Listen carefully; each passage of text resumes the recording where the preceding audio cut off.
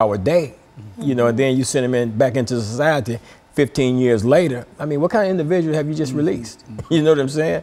So that's what, you know, that's what we're here to talk about, some of the things. And of course, the system is so twisted right now. Very good. And of course, we're going to take this first commercial break, and we'll be back with our audience following this very, very short commercial break.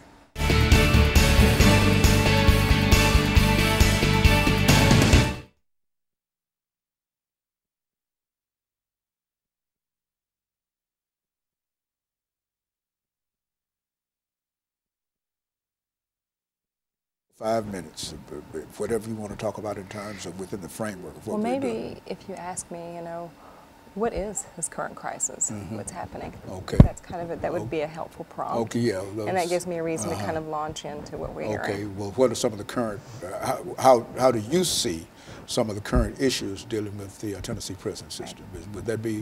That sounds great. Okay, good. So that's what we'll do. And you take about 4 or 5 minutes of that. And then you take the last 3 minutes of that, and then we'll have these two come in to talk about life and death. That sounds great. And I think that we'll be able to. So you got to give us a lot of information on this. Okay, let's look at this 8 minute segment. 8 minute segment. So as much information as you can lay out in 5 minutes. You're going to have to stop me, Doctor. Well, no, the clock's going to stop you. No, man, you're all right. Be good. Okay. If I can get it started again. This is the second segment. Okay. Are we ready? We got about 45. Okay, well, you know, I just, this is it. And so we're going to start with you, Reverend Alexander. 30.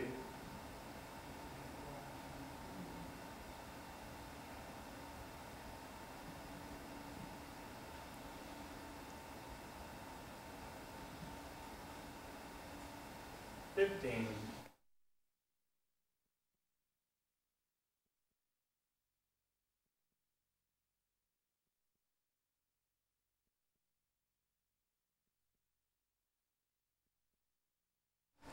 Thank you, and welcome back to the second segment of the show for today.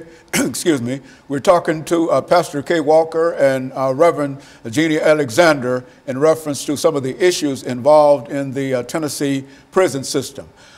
Reverend Alexander, if you look at the prison system, what would you consider to be some of the current issues dealing with the prison system as we meet it today? Sure, Dr. Haney. And you know, you referred to this as a system in crisis at the beginning. And you know, a number of events have occurred that have kind of come together to form, I guess you could say, a perfect storm, if you will.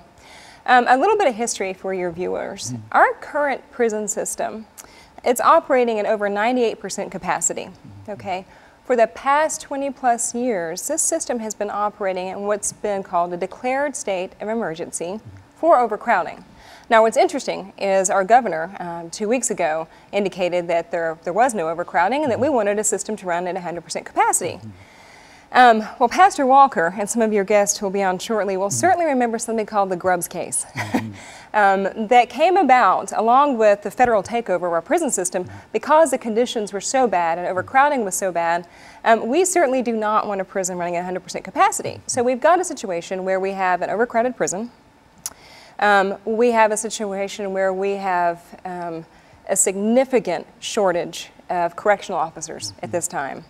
We have correctional officers speaking out about the conditions of the prison, about the safety in the prison, about the fact that there aren't enough officers who are well trained to do their jobs, and more are quitting all the time. The rate of attrition is very high. So you have overcrowding, you have fewer officers, and by the way, this isn't new. People have been trying to speak out for a good solid 5 years now. And for whatever reason, it's finally getting the attention that it deserves. And so take this overcrowding and a lack of officers and shortages, combine that with dangerous conditions. We're now seeing reported at least every week another severe violent incident in Tennessee prisons, whether that's in Northeast Correctional Complex, Northwest, West 10, South Central. Week after week, something else is being reported. And then we had this interesting thing, the Governor's Task Force on Sentencing, which just came back with its recommendations on August the 6th. And a number of those recommendations are actually quite good. I mean, we support them, we can get behind them. But there are at least 4 recommendations that, if implemented to increase truth in sentencing, an 85% law, to cover all felonies, is going to absolutely increase the prison population exponentially over the next 10 to 15 years. And so when you have commissions making recommendations that will increase the prison population, when you have a prison system that is seemingly getting very close to being out of control, and a commissioner and a governor who claim that the only problem is a problem of perception, there is something wrong. When you have prisoners and guards both alleging the same facts and circumstances, both begging to be heard, then lawmakers better listen.